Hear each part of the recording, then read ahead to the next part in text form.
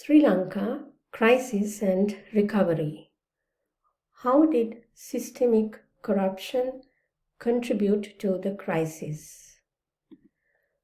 I am Shanti Mendis. This video series is to provide insight to the general public about the national crisis in Sri Lanka. This is the fourth video and it is on systemic corruption and how it contributed to the crisis.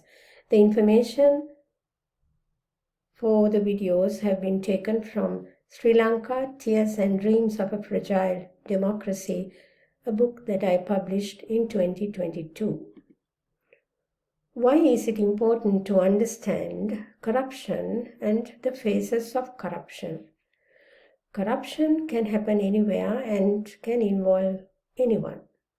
Some politicians, civil servants, police, businessmen, and public feed corruption. Exposing corruption and holding corrupt people and accountable to their activities can only happen if we understand how corruption works and the systems that enable it. General public and marginalized groups suffer the most from corruption, as is evident from the current national crisis. What is corruption? Corruption is the misuse and exploitation of entrusted power for personal gain. Sri Lanka's corruption mafia is incredibly powerful. Corruption weakens democracy, impedes economic development, widens inequality and poverty, further exacerbating social divisions and the national crisis. Is corruption a cause of the current national crisis? Corruption is one of the root causes of the current crisis. Powerful politicians led the way to institutionalize a culture of corruption. Some of them have amassed wealth through corrupt transactions. Corruption hampers the functioning of public institutions and the protection of human rights in two ways. First, corruption directly harms the proper functioning of government institutions. For example, when people are selected for official positions on the basis of political affiliations and friendships, instead of qualifications and merit, the functioning of public institutions is hampered. Second, corruption robs societies of publicly owned resources that should be used to provide food security, public health, education, health services, infrastructure, and security. What fosters corruption? 4 root causes fuel corruption in Sri Lanka. Procedures promoting misuse of public funds and property, the autocratic presidential system of government, neoliberal economic policies facilitating fraudulent business transactions, and moral decline of the society.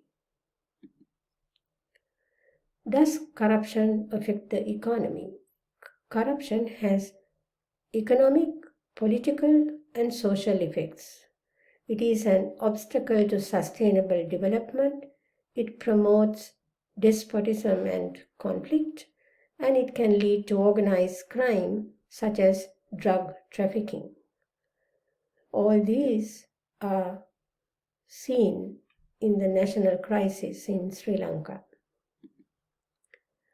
What are the examples of corruption? Awarding contracts for political and personal gain in violation of tender procedure. Powerful politicians taking commissions from contracts of large-scale government projects. Misappropriation of public funds and theft of public property by those holding positions of power. Following the examples of political leaders, many government officials accepting bribes for routine services. Amassing unexplained wealth by stealing public wealth, like some of our politicians. Using political connections to get good service from government departments. Individuals or companies that use money to influence government decisions. Paying police officers to avoid fines for traffic offences.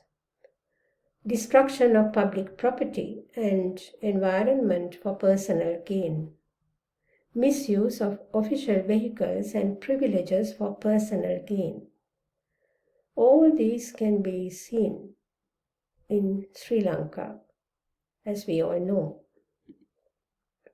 What happened to the checks and balances against corruption?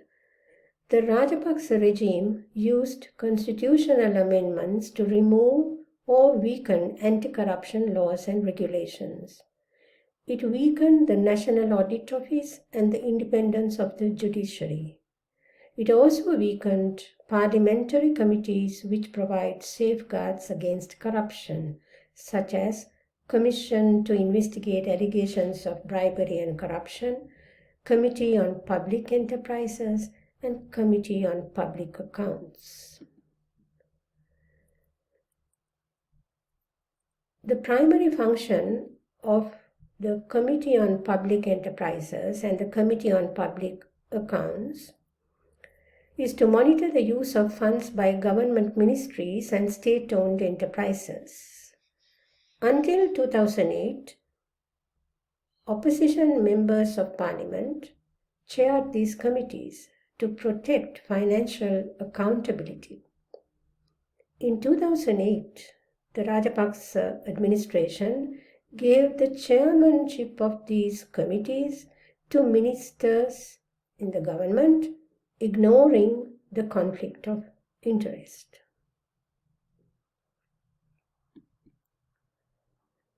Nepotism. Nepotism is granting privileges and positions to family and friends. When one family controls most of the key government ministries, it promotes corruption. During the Rajapaksa regime, one family controlled a major part of the national budget for almost 14 years. Gotabaya Rajapaksa's second cabinet had 5 members of his immediate family as ministers. Have members of this family amassed unexplained wealth? This is an important question.